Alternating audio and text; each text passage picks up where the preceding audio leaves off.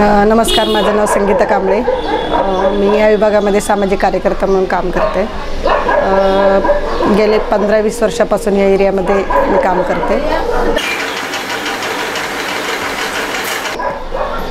सुरुवात माझी काम करण्याची ते 2006 मध्ये अंगणवाडी म्हणून सेविका म्हणून कामाला लागले. मी 2006 मध्ये अंगणवाडीमध्ये आल्यानंतर मुलांची हजेरी घेणं, मुलांना शिकवणं, त्यानंतर पालकांचे मीटिंग घेणं, वेगवेगळे कार्यक्रम राबवणं, सरकारच्या ज्या योजना असतात त्या लोकांच्यापर्यंत घेऊन जाणं. मानकुर अशी झोपडपट्टी होती की तिथल्या कुठंही सुविधा नव्हत्या, कसल्याही सुविधा नव्हत्या. महिला रोडवर शौचालयाला जायच्या, पिण्याच्या पाण्यासाठी दिवसभर एका हंड्यासाठी दिवसभर भटकायच्या. लहान मुलं पाणी भरायला भटकायची. रॉकेल मिळायचे नाही रेशनवर. 20 वर्षापूर्वीची अशी परिस्थिती होती. आणि ह्या सगळ्या जर समस्या दूर व्हायचं असेल तर महिलांची ताकद नक्की कामाला येऊ शकते. मग ताकद कशी वाढवायची? तर महिलांना असंच बोललं तर महिला ऐकत नाहीत. मग बचत गटाच्या माध्यमातून त्यांना काही 2 पैसे मिळायला लागले, त्यांचा काही फायदा व्हायला, तर बायका एकत्र येतील, त्यांचा एक दबाव गट होईल आणि ही परिस्थिती बदलेली. यासाठी मी बचत गट स्थापन केले.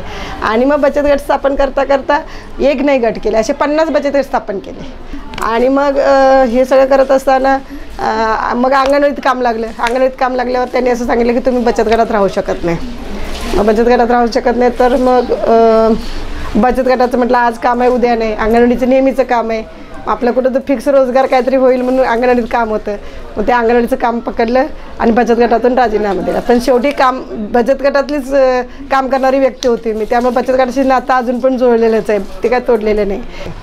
मग कसा रोजगार मिळेल, कसं महिलांना स्वतःच्या म्हणजे मला पण रोजगाराची गरज होतीच. काय त्या अंगणवाडीच्या तुटपुंज्या पगारावर घर चालत नव्हतं. म्हणून मला असं वाटायचं की इथं स्थानिक लेवलला काय काम झालं, उभं राहिलं तर नक्की माझा पण खाण्यापिण्याचा 2 वेळेचा पोटाचा प्रश्न मिटेल.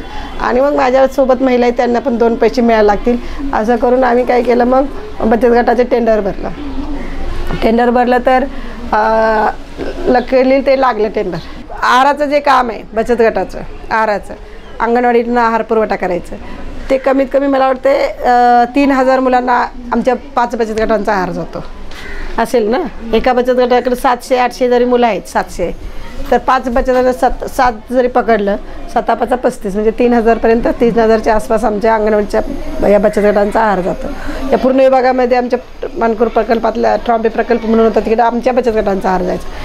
हे फक्त मी शिकले काम करायला. अगोदर सुरुवातीला मी स्वतःला मला रोजगार पाहिजे म्हणून कामाला सुरुवात केली आणि असे ते महिला त्याच्यामध्ये जोडल्या गेल्या बचत गटाची. आणि आता कमीत कमी 15 ते 16 महिला काम करतात.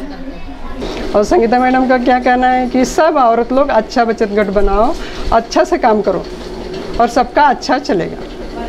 तो बोले तब से सब लोग अच्छे से कमाने धमाने लगे. और हमारा तो सबसे अच्छा हुआ कि हमारा लड़का पढ़ाई किया, नहीं तो हमको 10वीं तक हमारा आदमी बोला कि तुमको अब नहीं पढ़ाई करना है, तुमको काम करना है. तो हमारा लड़का बोला कि नहीं मम्मी हम पढ़ाई करेगा, हम पास हो गया. तो उसको मैं बोली तुम जाओ, मैं काम कर रही है, पहले नहीं काम करती थी, अभी करती हूँ, तो मैं तुमको फीस दे दूँगी. तो पढ़ाई करने लगा और अच्छा पढ़ाई किया, अच्छा काम धंधा है. और हमारा घर तो सुखी है और हमारे साथ में भाई लोग का भी सब सुखी है. मग असं सगळं केल्यानंतर गटाचं काम सुरू झालं. मग बाकीच्या बायकांनी डबं द्यायचं, भांडी घासायची, ही सगळी कामाला सुरुवात केली. मग हे बचत गट बाकीचे बचत गट पण मदत करायला लागले. त्या बचत गटांना पण कामं मिळायला लागली सगळे. म्हणजे SMP काम मिळालं 2010 मला वाटतं 13 मध्ये. त्यानंतर कॅन्टीन चालवायचं, जेवणाच्या ऑर्डर घ्यायच्या, असं काय करून आम्ही आपलं गटाची कामं करत राहायचं. BMCने एक हे काढलं कोरोना काळामध्ये की कापडी पिशवींचा आता इथून पुढे वापरणं, प्लास्टिक पिशवी बंदी असं म्हणून एक हे घेतलं, ते निर्णय घेतला. आणि त्याने एक स्टॉल लावले तिकडे वरळीला स्टॉल लावले. तिथं सांगितलं की बचत गटाने काम सुरू करा, पिशव्या बनवायचं आणि आम्ही तुम्हाला मार्केटिंग देणार म्हणून. आणि उद्योग सुरू करून आम्ही मार्केटिंग करायला BMCला सांगितलं की आता आमच्याकडे माल तयार आहे आणि आम्हाला मार्केटिंग द्या. BMCनं अजिबात लक्ष दिले नाही. BMC रिस्पॉन्स दिना. मग काय असं वाटलं की 4 बायकांना मार्केटिंगला लावायचं, म्हणजे दुकानात जाऊन ऑर्डर घ्यायची असं. आणि ती सुरुवात केली. विटीची दुकानं, दादरची दुकानं असं आम्ही फिरायला लागलो 2 महिलांना घेऊन. तर मग फिरायला लागलो तर त्याच्यात हे शेलार भेटे. ते शेलारचे आहे ते मिसेस आहे, ते माझ्याकडून पिशव्या शिवायला घेऊन जायचं. मग ती नवऱ्याला घेऊन आली. मग त्यांना ती म्हटले की माझे मिस्टर तुमचं मार्केटिंग करणार, हे तुम्ही जे पिशव्या सगळ्या बनवलेत ते मार्केटिंग माझे मिस्टर करतील. म्हटलं चांगली गोष्ट आहे. मला फिरायची काही गरज नाही ना एरियामध्ये जाऊन, विभागामध्ये जाऊन. मग केल्यानंतर मग पुन्हा लॉकडाऊन संपलं. लॉकडाऊन संपल्यानंतर मग ज्या बायकांचं नवरं तिकडे तिकडे कामाला आलेल्या बायका गुंतल्या. मग ते पिशव्या बनवायला कोणी येणार पुढं. मग एकटीच्या ते कुठलं काम होणार नाही ना. जी काही टीम आहे ती सोबत असायला पाहिजे. आणि मग ते काम आम्ही थांबवलं. शेलारने ते पुढे घेऊन गेले. त्या पद्धतीने मग त्यांनी मला विचारलं कापड कसं कुठून आणायचं, काय करायचं, हे करायचं. ते मार्केटिंग करायला ते शिकले त्यावेळेला. पण कापड कसं आणायचं महिला शिकल्या माझ्याकडल्या जे काम करणाऱ्या महिला त्या अर्ध्या त्यांना मिळाल्या. बाकीच्या महिलांना असं घेऊन मग स्वतःचा त्यांनी उद्योग सुरू केला.